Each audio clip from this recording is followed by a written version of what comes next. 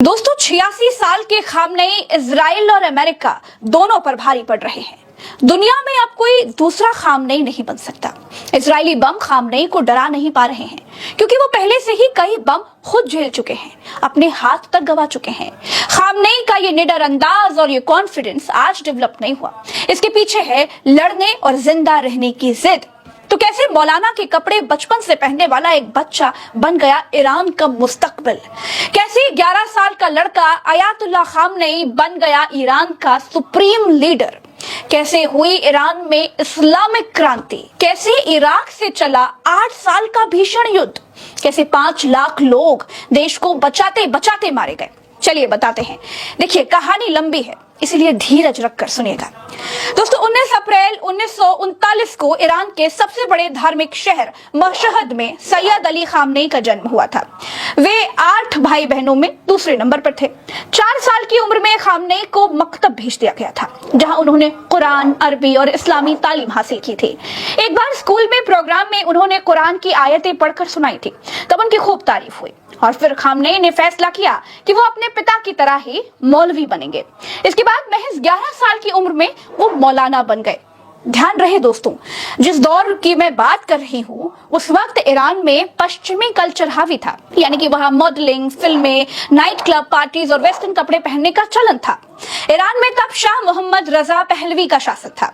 शाह पंथ निरपेक्ष और पश्चिमी विचारों को बढ़ावा देने वाले राजा माने जाते थे। खामनेई बचपन में मौलवियों की पोशाक पहनकर अपने हम उम्र बच्चों के साथ सड़कों पर जब खेलते थे तो लोग उनका मजाक उड़ाया करते थे। मुहर्रम के महीने में और खास तौर से पहले 10 दिनों के लिए सभी सिनेमा घरों और फिल्मों पर रोक लगा दी जाती थी।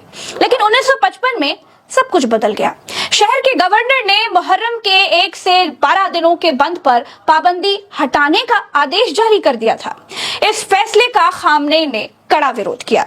यही फैसला खामनेई के भीतर एक चिंगारी बनकर भड़का। दोस्तों 1960 के दशक में खामनेई पर ईरान के धर्मगुरु रुहुल्लाह खुमैनी का बहुत गहरा असर हुआ। खुमैनी ईरान के शासक की नीतियों और 1963 में व्हाइट रिवॉल्यूशन के खिलाफ खड़े हो गए थे। व्हाइट रिवॉल्यूशन का मतलब ईरान को पश्चिमी देशों की तरह डेवलप करना था।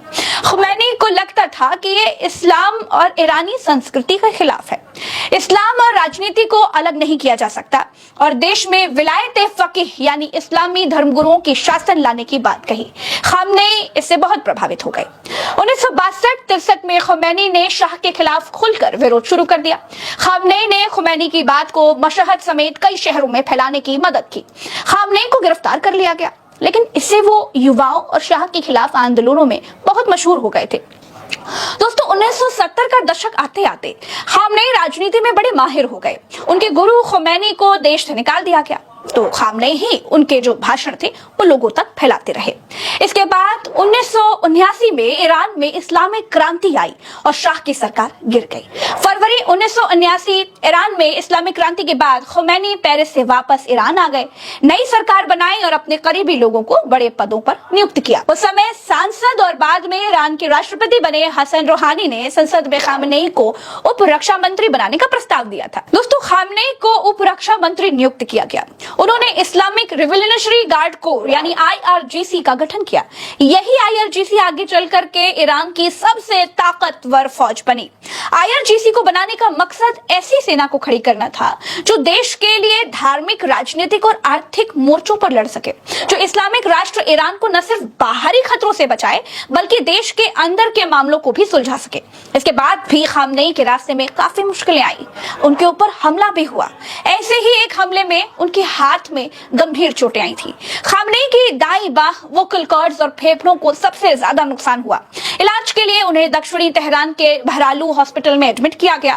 कई महीनों के बाद वो ठीक हो गए, लेकिन दाएं हाथ में हमेशा के लिए लकवा मार गया और एक कान से सुनाई देना भी बंद हो गया। ये हमला फुरकान समूह, जो कि एक ईरानी उग्रवादी विपक्षी संगठन हुआ करता था, उसने किया था, जो शिया इस्लामवादी विचारधारा को मानता था। इस समूह को सद्दाम हुसैन का समर्थन भी मिला हुआ था। सद्दाम ईरान में खुमैनी की सत्ता पलटना चाहता था और IRGC के मुखिया खामनेई बीच में आ गए थे। लेकिन दोस्तों इसके बाद खामनेई ने कहा था, अगर मेरा दिमाग और जीभ काम करे तो मुझे हाथ की जरूरत नहीं पड़ेगी, मेरे लिए मेरा दिमाग और जीभ ही काफी है। ये वाकया 27 जून 1981 का है।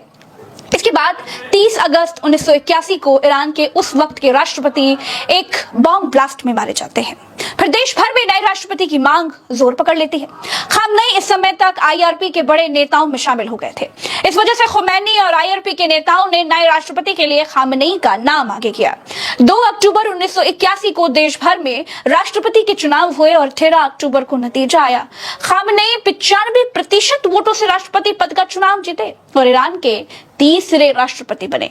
शपथ लेते हुए खामनेई ने क्या कहा, सुनना चाहिए। मैं इस्लामी क्रांति की हिफाजत और जनता की सेवा के लिए अपनी जान भी दे दूंगा। 1985 में रहबर अयातुल्लाह रुहुल्लाह ख़ुमैनी ने हुसैन अली मंतोजरी को अपना उत्तराधिकारी घोषित किया, लेकिन किसी बात से नाराज होकर के ये फैसला उन्होंने वापस ले लिया।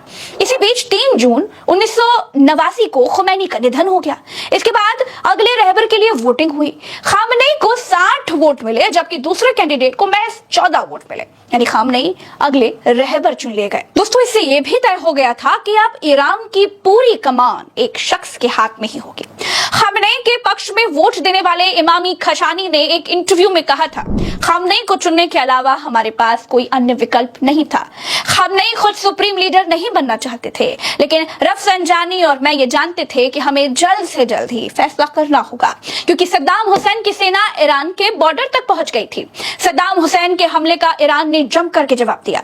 8 साल लड़ाई चली थी, 5 लाख लोग मारे गए थे। बाद में दोनों देशों ने संयुक्त राष्ट्र के प्रस्ताव को मान करके युद्ध विराम कर लिया। न तो ईरान और न ही इराक ने क्षेत्रीय या फिर रणनीतिक रूप से कोई निर्णायक जीत हासिल की। दोस्तों, खामनेई ने अब अमेरिका और इजराइल जैसे देशों को अपनी असल ताकत दिखानी शुरू कर दी है। खामनेई जैसा निडर और ताकतवर लीडर मिलना आसान नहीं होता है और इसीलिए इजराइल खामनेई की जान का दुश्मन बना हुआ है। एक बात और कही जाती है कि खुमैनी के दादा सैयद अहमद मूसवी हिंदी का जन्म बाराबंकी जिले के किंतूर गांव में लगभग 1800 के आसपास हुआ था। सैयद अहमद एक शिया धर्मगुरु थे, जिन्होंने 1830 में धार्मिक तीर्थ यात्रा के लिए इराक के नजफ और फिर ईरान के खुमैन शहर में बसने का फैसला किया था। उन्होंने अपने भारतीय पहचान को बनाए रखने के लिए अपने नाम के आगे से जो हिंदी शब्द था उसे नहीं हटाया, उसे जोड़े रखा। उनके वंशजों में रुहुल्लाह ख़ुमैनी शामिल थे, जिन्होंने 1979 में ईरान की इस्लामी क्रांति का नेतृत्व किया।